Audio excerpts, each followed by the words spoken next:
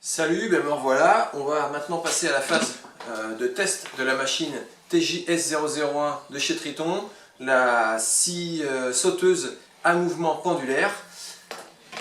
Donc on va faire des essais sur 4 matériaux, donc à savoir un aglo tout simple revêtu de mélaminé, un bois brut, voilà, je sais pas quelle essence c'est, j'y connais trop rien là-dedans, donc bon, en tout cas c'est un bois brut, un PVC, un tuyau PVC classique en diamètre de 32, et donc un plexiglas, une petite barre de plexi en épaisseur 5 ou 4. Donc voilà, on va voir, c'est des matériaux un peu sensibles, donc on va regarder l'état de surface. J'ai pas de matériaux de type dard de fer ou tube, j'ai pas ce genre de choses, donc je ferai pas d'essai sur les métaux. Et puis de toute façon je n'utilise pas de métaux, donc voilà. Donc petite chose, donc j'ai retiré l'adaptateur. L'adaptateur a une vis centrale, une vis cruciforme qu'il faut enlever, on retire. Et donc l'adaptateur, voilà, il se retrouve là, donc plus besoin. Maintenant, ce qu'il faut voir, c'est une petite chose que j'ai remarqué. Donc en positionnant pour la toute première fois une lame de scie, on actionne ici ce petit levier au niveau du capot. Donc pas de souci, on vient placer notre lame bien profondément dans le mécanisme et on relâche.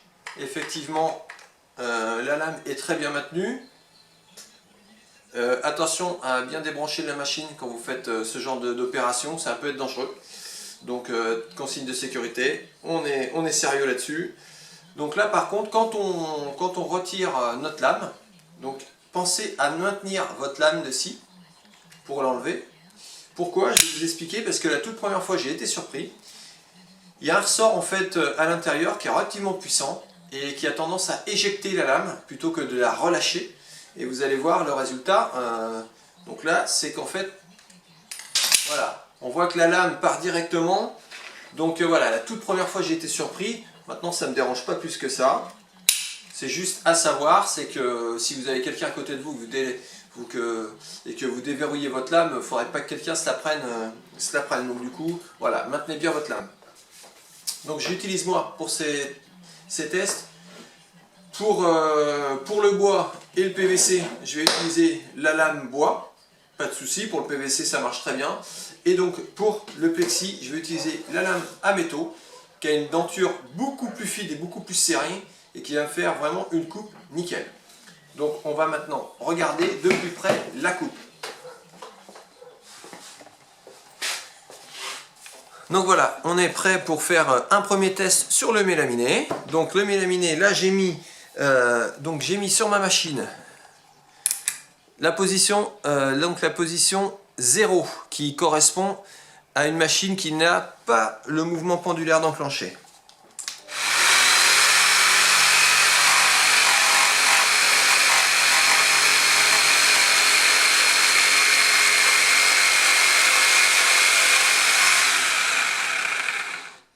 J'arrête en plein milieu volontairement pour passer en mode 3 en actionnant le mode pendulaire.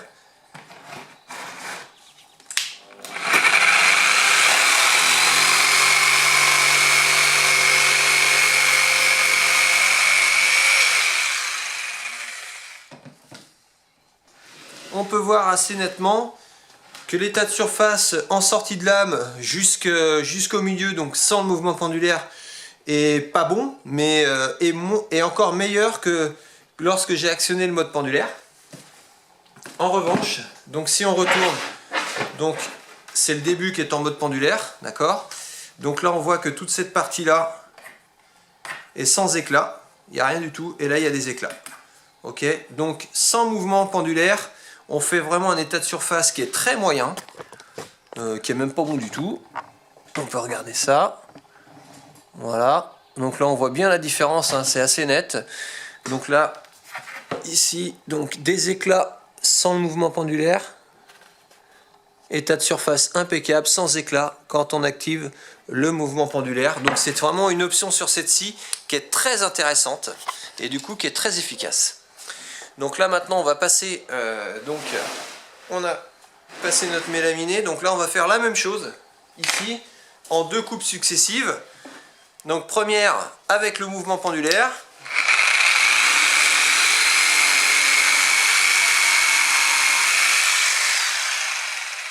Donc on voit que les fibres ont été, si on regarde bien, les fibres sont très relevées. Donc en fait c'est normal puisqu'on est dans le sens inverse du veinage du bois et on a tendance à relever les fibres du bois. Donc ça c'est un petit peu normal. Donc on va désactiver le mode pendulaire pour voir ce que ça donne.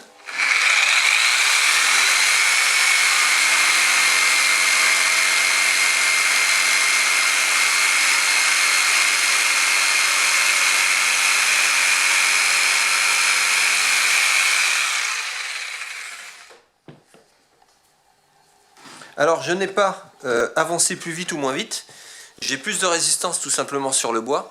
En revanche les fibres sont beaucoup moins levées. Donc ça veut dire que si on récapitule, sur le mélaminé, mouvement pendulaire, très bonne idée. Sur le bois brut, en sens inverse du veinage, c'est pas une bonne idée. Donc on peut essayer éventuellement de faire une petite coupe dans le sens du veinage avec le mouvement pendulaire pour voir s'il y a vraiment une différence.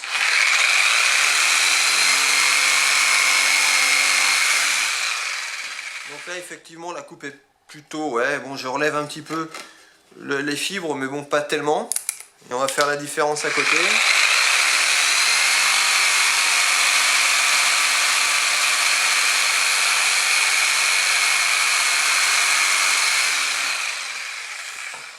Donc 2 traits de scie. Bon là il n'y a pas de différence significative si ce n'est que pour le coup.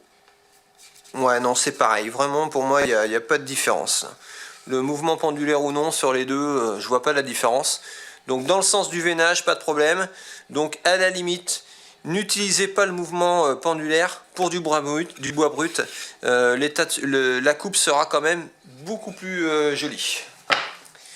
On va partir sur du PVC. Donc là, j'ai envie de dire sans ou avec, ça ne doit pas changer grand-chose.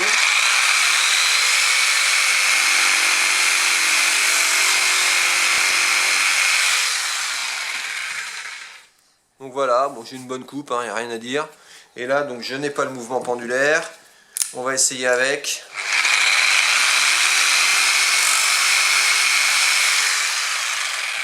La seule grosse différence, c'est que ça va beaucoup plus vite avec le mouvement pendulaire. Il y a beaucoup moins d'opposition sur la matière, donc ça marche pour moi un peu mieux. Et donc là, on va couper le PVC. Alors le PVC, c'est pas la peine avec une lame bois, c'est de la bêtise. La denture n'est pas assez fine de toute façon, ça c'est sûr. Prenez donc la lame métaux qui est fournie. Donc c'est la petite lame métaux qu'on retrouve dans le kit, qu'on peut même acheter à part, hein. Donc cette lame métaux, pareil, on maintient la lame pour faire le changement et voilà.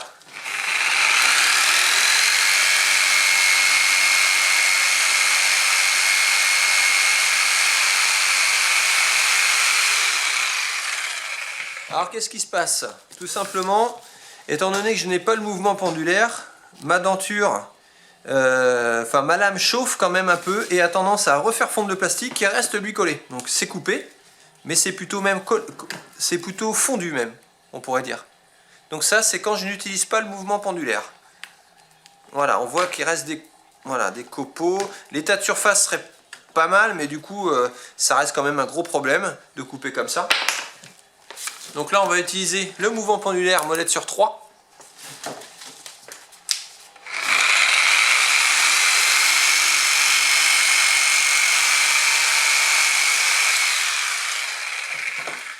Le dégagement du copeau se fait vraiment très bien. Donc du coup pas de chauffe et état de surface impeccable. Vraiment une très belle coupe pour du plexi, hein. C'est impressionnant. Alors c'est la première fois que je coupe un plexi avec une scie sauteuse aussi facilement et aussi proprement. Donc voilà, moi je dis très très bien ce mouvement pendulaire. Donc là je prends donc ma semelle adaptable pour le rail de guidage fournie avec éventuellement la scie plongeante. Et donc là je vais faire ma coupe. Donc je positionne ma lame, ma scie par exemple en bout et je je vais attaquer ma coupe et faire glisser sur mon rail.